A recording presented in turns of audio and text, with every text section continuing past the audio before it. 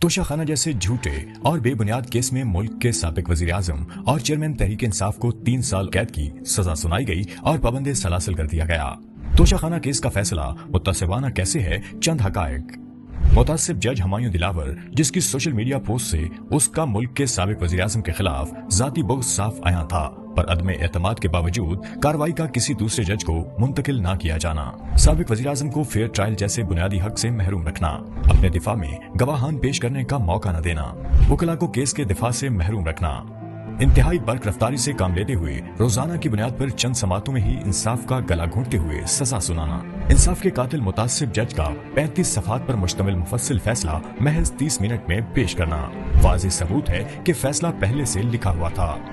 فقط قانونی جواز دینے کے لیے عدالتی کارروائی کا ڈھونگ رچایا گیا۔ نہایت عجلت میں فیصلہ صادر کرتے وقت سابق وزیر اعظم کی قانونی ٹیم کو عدالت میں موجودگی کے باوجود غیر حاضر ظاہر کرنا، اسلام آباد میں فیصلہ سنائے جانے کے محض 15 منٹ میں بغیر وارنٹس کے لاہور رہائش گاہ سے گرفتار کرنا، سرنڈر کے باوجود گرفتاری کے لیے گھر پر دھاوا بولنا اور دروازے کھڑکیاں توڑنا، منہ پر کپڑا ڈال کر بازو سے گھسیٹتے ہوئے تضحیک آمیز انداز میں گرفتار کرنا، بنا سرچ وارنٹ گرفتاری کے بعد گھر کی مکمل تلاشی لینا اور توڑ پھوڑ کرنا، انصاف میں تاخیر سراسر نا انصافی ہے، یہ جانتے ہوئے اسلام آباد ہائی کورٹ کے چیف جسٹس عامر فاروق کا پے در پے سماعت ملتوی کر کے ضمانت کے فیصلے کو مسلسل التوا میں رکھنا، اپنی ذمہ داریوں کو پس پشت ڈالتے ہوئے جیل حکام کا انہیں دیگر بے بنیاد کیسز میں عدالت میں پیش نہ کرنا، جس کے باعث دیگر کیسز میں قبل از گرفتاری ضمانت ممکن نہیں۔ مقصد صاف ظاہر ہے کہ توشہ خانہ جیسے جھوٹے کیس سے ضمانت پر رہائی پاتے ہی فی الفور کسی دوسرے بے بنیاد کیس میں جیل ہی سے گرفتار کر لیا جائے۔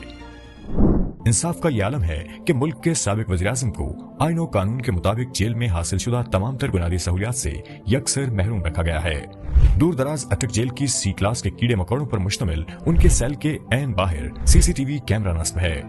سیل میں ایل شیپ کے اوپن ٹوائلٹ کی دیوار محض 2.5 سے 3 فٹ اونچی ہے۔ 5 سے 6 فٹ کی بلندی پر لگے CCTV کیمرے کی وجہ سے انہیں ٹوائلٹ کے استعمال اور دوران غسل کوئی پرائیویسی میسر نہیں۔ ماضی میں انہیں قتل کرنے کی متعدد کوششوں اور شریف خاندان کے کرپشن کیسز کے تفتیشی افسران اور گواہان کی اچانک غیر طبعی اموات کے تناظر میں انہیں جیل میں کھانے میں زہر دیے جانے کے امکانات کو رد نہیں کیا جا سکتا۔ وزن میں تیزی سے کمی کے باوجود انہیں گھر کے کھانے کی اجازت نہیں دی گئی، انہیں جیل میں قید تنہائی میں رکھا گیا ہے۔ میڈیکل ٹیم تک رسائی تو درکنار، جیل حکام کی جانب سے انہیں اپنی قانونی ٹیم سے ملنے کی بھی اجازت نہیں، مگر سلام ہے اس مرد مجاہد کے حوصلے پر جو جیل میں انتہائی دگرگوں حالات کے باوجود اپنی قوم کے لیے ڈٹ کر کھڑا ہے اور اپنے موقف سے پیچھے ہٹنے یا کسی قسم کی ڈیل کا حصہ بننے سے مسلسل انکاری ہے۔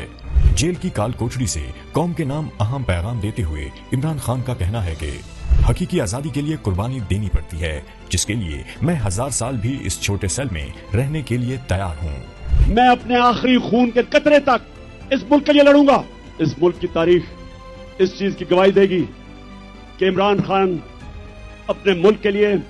آخری گیند تک لڑتا رہا، آخری وقت تک اپنے ملک کے لیے کھڑا رہا تھا۔